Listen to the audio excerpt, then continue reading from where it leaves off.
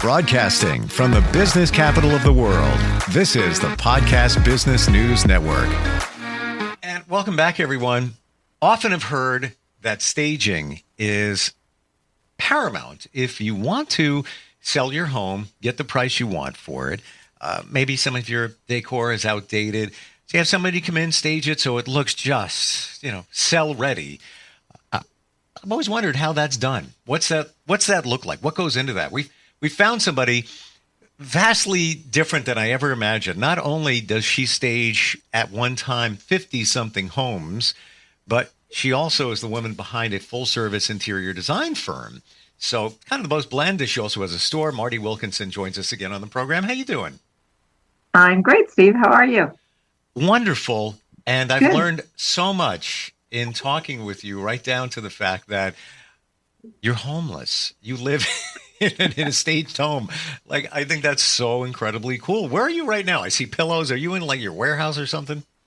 I'm in our store. This is one room in our store where we sell accessories, pillows, furniture, consignment furniture, as well as new furniture. So Wow. I'm in a little corner.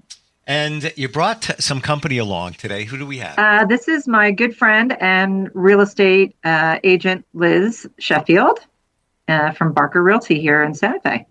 Wow. Welcome, Liz. How you doing? I'm good, Steve. Thanks for having me. It's a pleasure to be here. I'm glad you're here because this is a different perspective. I've talked with Marty before about staging, got somewhat of a grasp on it, but you have it from the other side, from the real estate side. You're selling the homes that she stages. How much of a difference does it make when a home is staged? 110% difference. I've relied on Marty now for 24 years, and she's been my go-to with staging my homes, not only ones that are completely empty, but others that needed a lot of help. And she's been instrumental in my success. Wow. And, just getting the sellers to agree to do it, Marty is really good at helping with that as well. Give an example or description of a home that's currently for sale and is one that Marty staged. What does it look like? Well, it's under contract right now, of course. And, it was empty 100%. And, it's really hard for a buyer oftentimes to walk into an empty shell, an empty room. And she comes in with her team, her expert team of movers, and basically puts in rugs, all the furnishings, the art and accessories, and makes it, a really nice presentation for the buyer to walk into and imagine themselves living there, kind of with a clean palette. She doesn't overdo it with too much, so they can see the scale of the room and the positive attributes of each room. So she does a magnificent job at that. How often have you seen people buy a house that was staged by Marty and then they decide, we want it to look like this. We love this so much. This is what we want to do. Well, I think Marty should give me a commission on her sales, That's often. There you go. Oftentimes they have purchased many of the things, if not all of them, that she has put into that. Because a lot of homeowners in Santa Fe particularly are second homeowners, and it may be their first, second home, so they don't have the furnishings to furnish it. So, Wow. It's so funny. I've often heard you want to make the home homey for sale. So, the smell of, let's say, an apple pie baking, light a candle and those kinds of things. And that does move the needle to make somebody feel that this is my home. I think Marty should start making some apple pies at my home. Right? I'm going to ask you for that next time, Marty. I'm going to start being a baker next. That's all I need. Yeah. So how does the process work, Liz? Do you have the house? It's listed. They list with you. They sign. And how was the determination made to stage the home? Well, oftentimes before the listing's even signed, that's part of my listing presentation, is to bring in a professional stager. That's what they do for a living. That's what they know how to do, is to sell homes. And getting them on board with that is key. So often that's part of my listing presentation. Wow. And an agreement that the seller will do that. How is it funded? Marty will come in and give them a bid on her service and the product. And then she will have to talk to you more about how it's funded. But my sellers pay her. Gotcha. That answers that. Okay. How does the process work? I'm selling my house. Liz, you're my agent. This woman, Marty, is going to come in. I'm on board. Yeah, let's do it. Do I take all my belongings and just get rid of them? Put them in storage? How does that work? Marty makes that decision as to what goes into storage and what does not. And some of the things that may not go into storage that they may want to dispose of, if she doesn't want to use it in the staging, she can oftentimes take it into her consignment store. Marty, is that correct? Yeah, absolutely. Most of the time, if I'm using some of the client's furniture, or if it's good, I want to take it on consignment, I'll use it in the staging of the home generally. And then at the very end, when we move out, we can take the consignment pieces along with the rest of our inventory. Usually if I'm asking a customer to remove things, it generally means that it's probably not something that I'd be interested in consigning, and it's not something that would really augment the staging. So. Gotcha. And I would imagine too, if somebody's selling their house, they're going to take some of their belongings with them, so maybe they would put that in storage. And Liz, is it a lot of these homes that are staged? These are homes that have been vacated and for sale. Does anybody still live in a house that's staged? Yes. Wow. Yes. Yeah, it's and that depends on if Marty allows it. Well, Marty probably is living in one of their houses. I know, right? I would say, Liz, that from my standpoint, I would say that maybe 20% of the houses that we have staged, somebody lives in, or somebody has left furniture. 80% plus usually are vacant. As Liz mentioned, there's a lot of second homeowners here in Santa Fe.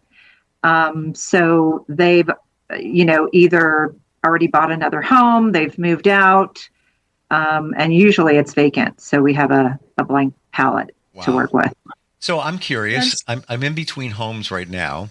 I'm price aware, and I'm fascinated by different markets. Liz, Santa Fe, what would you say is the average median home price in the Santa Fe area right now? I'd say probably around $850 is my thinking on that. Yeah, I'm on Long Island, and it's probably close to that, right in that wheelhouse. But here's the key question, and I know we're pivoting from staging for just a moment, but I'm curious. Average taxes for a house that's like $850. Again, average is a lot of latitude here, but just kind of curious. Oh, Steve, I'm not a numbers guy. I'd have to get my computer out. The tax assessor's office has that formula. You just plug in the address and they'll tell you what your taxes will be. I'm talking average. I can tell you here, Long Island, you're not paying anything less than for an average home, anything less than like $11K as your yearly taxes. Oh, ours are much less than that. Santa Fe, historically speaking, our feeder market clientele are very happy with our tax rate. And one of the reasons that this is looked upon as a great second home investment is because of our taxes. Steve may be moving to Santa Fe. Yeah. Well, if you need a realtor, let me know. Like, seriously, it's like born and bred here. Long Island's great, whatever. But the taxes just does it. Does. I have a friend that just sold his home in Orlando, and I've been there, stayed a couple of times over the years. He had it for 4 years, and nice neighborhood. He's got a lake, pond in the back, big, huge. Basic home, 3 bedrooms, 2 bath. His taxes are like maybe $3,000, maybe if that. Wow. I had to ask that question, and I'm actually sorry I did. But anyway, Marty, I'm still fascinated about your lifestyle. That you stage so many homes, live in one of them. You bounce around in that regard. You have a warehouse. You have the store. What would be next if you were to do something next that's on your radar? Is there anything that you would do? Be a singer. I actually really love singing, so I could be a singer next. But wow, that would add to my repertoire. Or baking apparently is something that I need to be doing. Well, apparently, yes. Help Liz sell those houses. What do you want, Marty? What do you want people to know when it comes to staging? You're coming into their home. You're going to change things around. What should we know? What should we aware of? This is new for me. The whole staging thing. Yes, I know it's done. Never at your scale. I thought here and there it's a one-off kind of thing. Yeah. Well, the biggest thing I want my clients to know is to let the professionals do their job. A lot of times when people sell their houses, they are attached to the house for various reasons. And so sometimes they have a hard time, letting somebody else come in and do what's best for the house because they've lived in it in a certain way, or they've arranged it in a certain way, or they've had a certain look in the home. So just, let the professional come in and take their advice as to what should be done. Because, if you're selling the home, you do need to let it go. You're not going to be there anymore. So, mentally let the house go and let Liz, listen to Liz and what she's saying regarding pricing and where it should land in the market and what should be done to the house. I mean, Liz also sometimes recommends that the house be painted if it's got weird colors in it, so it's a lot more neutral. So it's easier for people to kind of just see the house and not look at rooms that are purple or red or orange. So, she'll make those kind of suggestions as well. And then when I come in, as I mentioned, we stage for the house. We bring in all of the furnishings that really augment the style and architecture of the house. So it feels somebody who wants to buy that house is going to want to buy that style of home. So we're going to be doing it the way it should be done in the first place. So you brought up a point that I never even considered, and that's the paint. So when you come in, you stage a home. Do you repaint some of the walls, or you leave that and then you work with everything else? Well, it all depends on the client. But again, and Liz has encountered this too, sometimes clients have painted rooms really crazy colors just because that's their personal taste, if you will. And when it comes to selling the home, it's harder to sell a room when we can stage it and make the color make sense.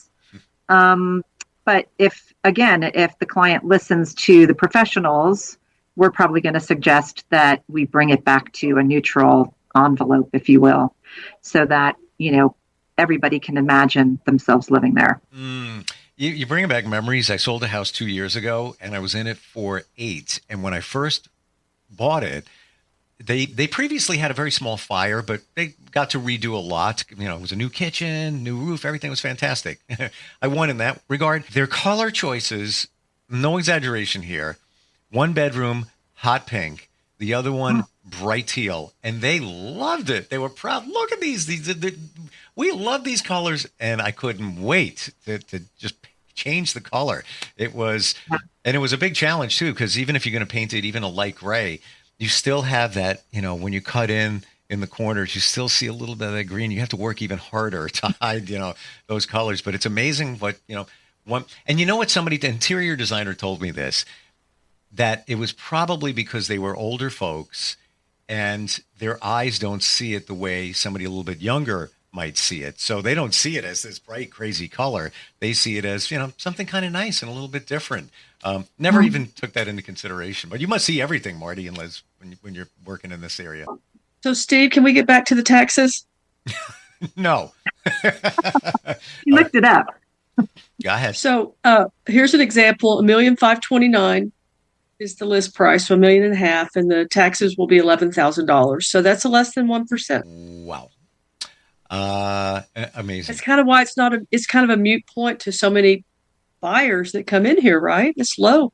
It's low, especially, you have a house of that value. I don't know the property size, but let's say a half acre, just go average, on Long Island. And I'm not talking in the North Shore, of Long Island, which is, the Gold Coast. I'm not talking about the Hamptons. I'm just talking, a 1.2, 1.5 mil house. Easy 20K in taxes. I don't see anything less than that. Yeah. Wow. Yeah. So you should move to Santa Fe. And Steve. I bet, and I'm not, knocking Long Island. I'm just stating facts. I'll bet you Santa Fe, the roads are much better and cleaner and maintained. I'm just saying, this is what I see here. Doesn't really look like that. I'm sorry, I'm laughing, but when I first moved to Santa Fe, if you had a multi-million-dollar house, a lot of times it's on a dirt road. So we'll figure here. It's a clean dirt road, though, Marty. Yeah, it is. It's clean, but hey, that's how you tell if it's an expensive home, if it's on a dirt road. And I thought I was getting a bargain in 2014 when I bought this house, and it had almost 3/4. And I renovated the entire backyard, redid everything. But when I got it, the taxes were just around 9 back then, and I was on a cul-de-sac. So it all was a win there. And even when I sold it, I think that's 2 years ago, I think the taxes were up to like 12 and change at that time. Wow. Interesting around the country when you look at different areas. In Santa Fe, the weather, the culture, all of that. Lizzie, you originally from that area? No, I moved here 24 years ago from Dallas, Texas. Oh, wow. Okay. Wow. Mm-hmm. What do you find that people are looking for in terms of houses now in that area? And as Marty told me before, there's different types of homes. There's a certain style in Santa Fe. But what do they tell you they want? Well, I think the main thing that they're looking for is just the quality of lifestyle change. And a lot of times buyers don't know what they want until they see it. There's an old expression, buyers are liars. It's not because they're lying. It's just they don't really know what they want until they start exploring. Oftentimes I'll have someone tell me that they want to live in town and they end up buying outside of town because of the views. And you get more for your money. And so it just kind of depends on what their lifestyle is and what they want it to be, or at least what they think they want it to be. And probably the biggest obstacle for many homeowners when they move to Santa Fe is trying to decide whether they want in town or out of town. And out of town is oftentimes 10 to 12 minutes from downtown. So we're not talking a huge area, but it's a big deal for some of these folks to try to make that decision. It's all good. Oh, yeah. Yeah. It's all good. Well, it's like you don't know until you know. And I think it's the same when you meet the perfect person in your life. You know it when you see them. So when you roll up on that house, you already feel, this could be the one. And then you're inside looking around, wow, it's getting better. And then they pull a trigger. But, you got to go through a few. And that's exactly right. A lot of times it's, them finding where they want to be location wise. It usually falls down to falling in love with the house, and, we have a wide variety of homes here now, especially with our traditional Santa Fe style home, which many people are attracted to and love. But the newer homes are more of a contemporary modern edge, cleaner lines. And so, a lot of it depends on whether they really want the Santa Fe style or want that more modern look. So, Liz, I have to ask you, your ceiling where you are now is what I would expect typically in a home in Santa Fe. I don't know why, but it kind of, it just looks like it would be from that area. What's that roof called, that style of architecture? Well, I can. Yeah. Can you see that roof right there? With the beam. Yeah. Wow. I didn't see the what was going across there. I was just seeing the long beams. Interesting. Yeah. I think I lost you though. I'm moving my computer. Oh, we're here. We see you. Can you hear us? Uh-oh. Well, they're called. They're actually called. I found you. Yeah. Okay. There you go. Vigas, and it looks like there's Latias in between the Vigas in that particular. Those are Latias and Vigas. The round is called the Viga. And the wood between the round is the Latia. Wow. Very beautiful. Yeah, it's classy rustic. If I had to label the style, classy rustic. Yeah, and some of the modern amenities that are available now really make a nice blend with our traditional Santa Fe style and kind of bringing it up a little bit more to the modern taste and appeal. So it's a nice blend. Good bones.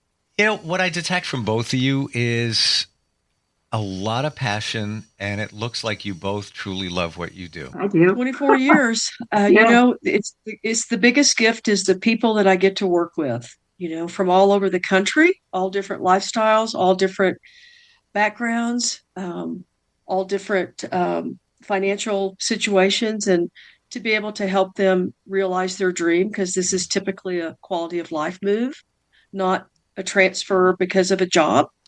And so getting them here and helping them with that process is a true gift. And when you think about it, you both have a hand in changing somebody's life. Exactly. Yeah, we do. Wow. For sure. Sometimes we forget, the impact we make on, others, but, both of you, Marty, right down to the staging where they maybe that's what they want in their house. They'll be thinking of the job you did every single day for the rest of till further notice, and that could be decades. And same thing with you, Liz. You'd be on their mind at some point as they're walking the dog or going out to get the mail or whatever it might be, that it was because of you too that their life changed and is wonderful, in this area. It's got to make you feel good. Yeah, some of my closest friends now are past customers. What a gift. Yeah, me too. Me too. Yeah. My clients a lot of times become good friends. Wow. Yeah. I want to share the website if anybody's looking for staging in your area or interior design advice or consultation. I'm sure, Marty, you can work with anybody anywhere. We are here virtually. Stageyourlife.net. Is that right? That's correct. Gotcha. And Liz, you want to share some contact info if somebody's looking to move in that area? Oh, absolutely. Liz Sheffield with Barker Realty, 505-660-4299. Would love to hear from you, or you could go to my website, lizsheffield.com. Final question. Have you guys had snow yet? We have. We have. Our ski resort is open. So, yeah. Wow. Yeah. Interesting. Not yet here in New York, but dusting the other day. But yeah, it's coming. Just kind of curious. Wonderful talking with you both. Appreciate all the insight, and looking forward next time we get together. Thank you, Steve. Thank you. All right. We'll be right back.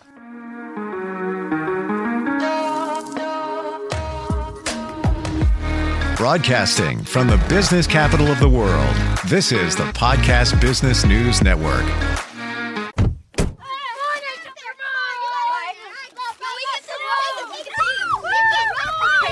They'll challenge your authority. They'll try to break your will. They'll push you to the edge of your sanity. Because that's what kids do. But this car is your territory, not theirs. Defend it. Who makes the payments? Who cleans it? Who drives it? You do. That's who. And in here, your word is law. So when you say you won't move until everyone's buckled up, you won't budge an inch. Until you hear that click. Never give up until they buckle up. A message from the National Highway Traffic Safety Administration and the Ad Council. For more information, visit safercar.gov/kidsbuckleup.